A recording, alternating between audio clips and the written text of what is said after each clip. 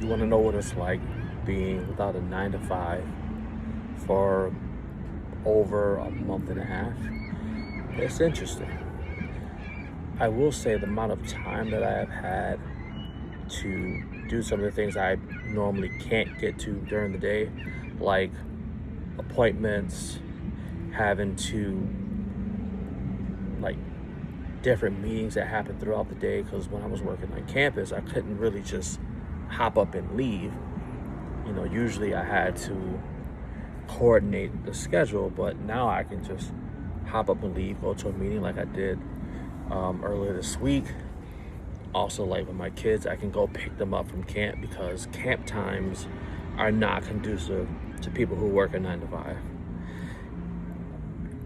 We have to be there before 8 o'clock, which in most cases is actually fine.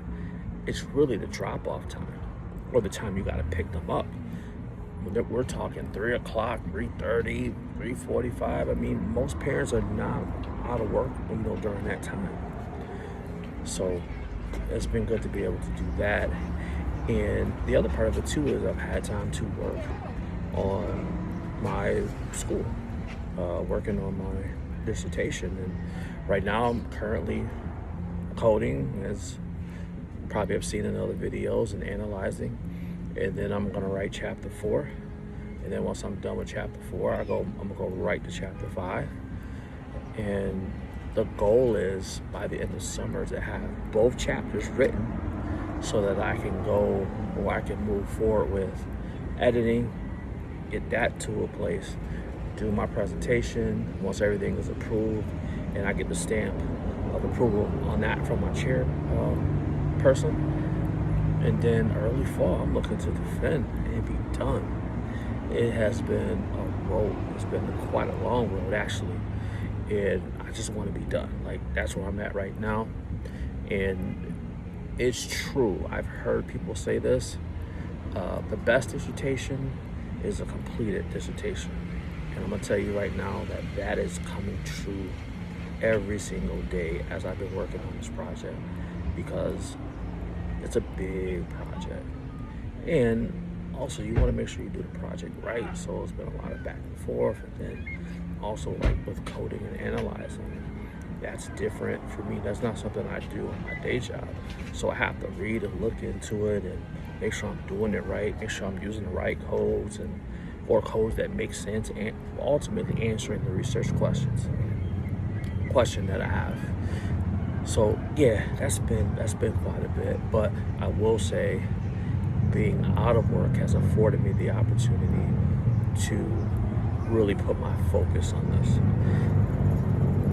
I will say though, at the same time, I've been able to do some consulting work, and that's another thing that normally I wouldn't really have time to do, because again, working at a 9 to 5, I can't just walk out and do something. Either I have to take the time off, or I have to coordinate it in my schedule, and I haven't had to do that. So if I wanted to take a consulting job and I have to be there from, let's say, 9 a.m. until 4 p.m., I could do that.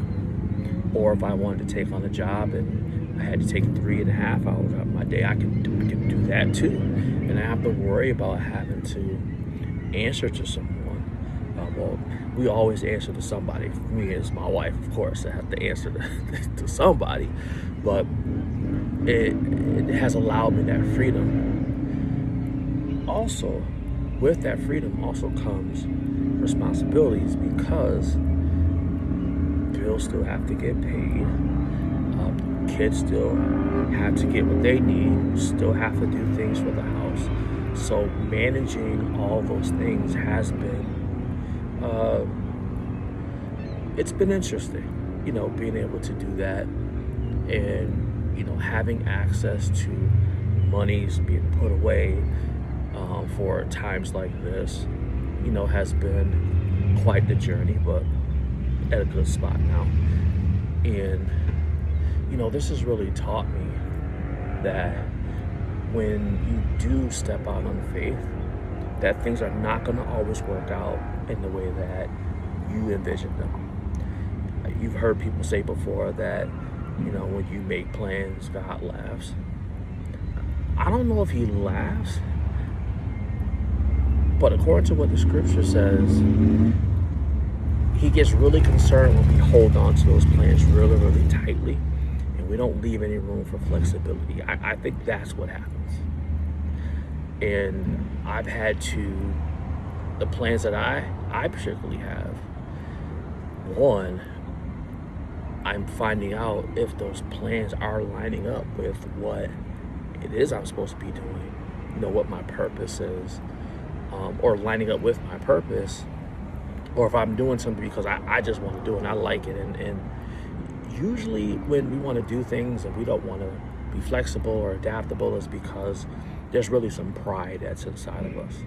And that pride is telling us, like, no, you got to stick to it. This is what you want to do. You know, don't let nobody tell you, you know, what you should be doing. And I'm like, yeah, but if it's not bringing me to the place where I know I should be, then maybe there should be some flexibility and adaptability into the plans. And I think that's important. So if you're thinking about a life change, you're thinking about a transition, plan that transition out. Yes, because I planned this out. This wasn't something where I just walked away from the job and then that was it. You know, like I had a plan going forward.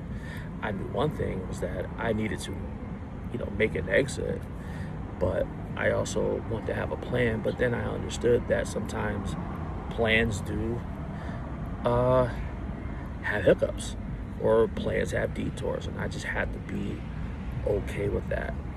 And also a lot of communication has to happen between, especially if you're married, with your spouse, even with your children, and just letting them in on, like, okay, this is the plan, and working together to co-create, you know, that plan. So that's where we are right now. Thankfully, where I'm going in the next month or two will put me back in a space where it'd be, I wouldn't say a 9 to 5 particularly. I mean, it'd be a 9 to 5, but just looking at a different situation where I don't necessarily have to be in a building. I can be at home, or if I can work at a coffee shop. So it would be hybrid in a sense, but now the space in which I work, I have some autonomy in doing that. So that's what I'm really, really excited about. And lastly, if you're at this period of your life, especially, you know, if you're in your 40s, you've worked for at least 20 years. At least 20 years you've worked. And you have some experiences. And you have, maybe at this time, the education in addition to the experiences. Don't be afraid to go after it. You know, like, you know what you're worth. And if folks are not wanting to pay you what you're worth, then you don't have to be there. That's totally fine, because you're at an age now where you know what you can do, right? Now, if you mess it up, then maybe get some coaching and some mentoring to help get you back on track, or on a good track altogether. But at this point, you know. So my message for you and everyone that's watching, don't settle for less, right? Don't settle for less. Because honestly, if you're retiring at 59 and a half and you're 40, you got 19 and a half, 20 years left. So now's the time we got to make these years count. Thank you for watching. Thank you for listening. This is Kareem Blog Life. If you haven't had a chance yet, go ahead and like and subscribe to my channel. All right, y'all take care. Y'all take it easy. Oh, another thing coming up, I can't wait. We are taking our family, my wife and I are taking the kids to Universal Studios in Orlando, Florida. So be on the lookout for that video. That'll be coming out once we're back from vacation. All right, peace.